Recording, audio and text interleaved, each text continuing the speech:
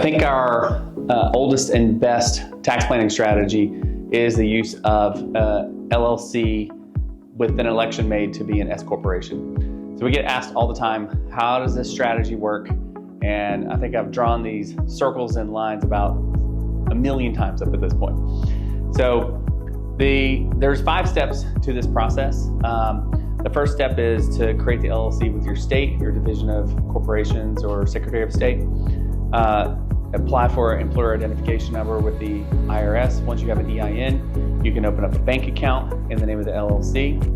Once you have the bank account and the EIN, you can make the election with the IRS using Form 2553.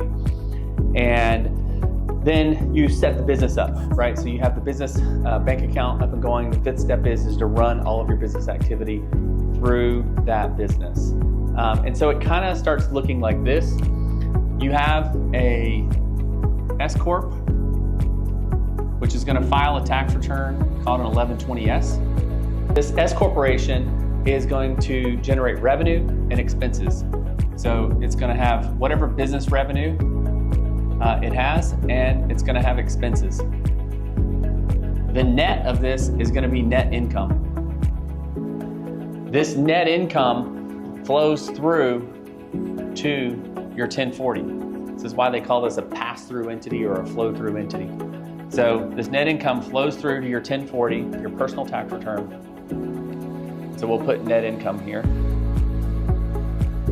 The other thing that passes through is reasonable compensation. In order for an S-Corporation to be recognized by the IRS, it has to have reasonable compensation. The idea is that this business doesn't just go make money by itself. It requires people to work for the business to make money. In a lot of cases, the entrepreneur is the only person who's working for the business to make money for it. So that entrepreneur needs to be compensated. And that reasonable compensation gets paid out of the S-Corporation and to the entrepreneur. So we're going to call this reasonable, with terrible writing, compensation. This is your W-2 that gets paid out of the business.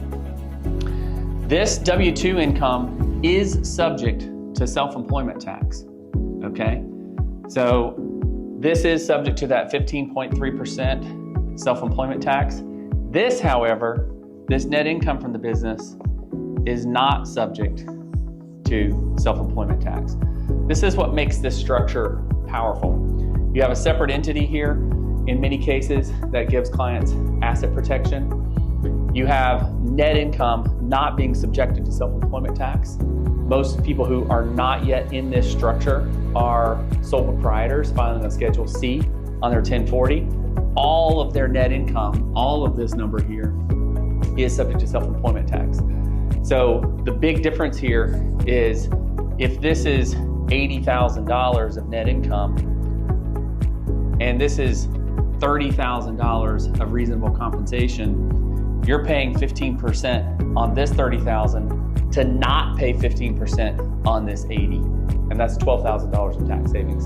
And we see that happen every single day here at Timbo CPA.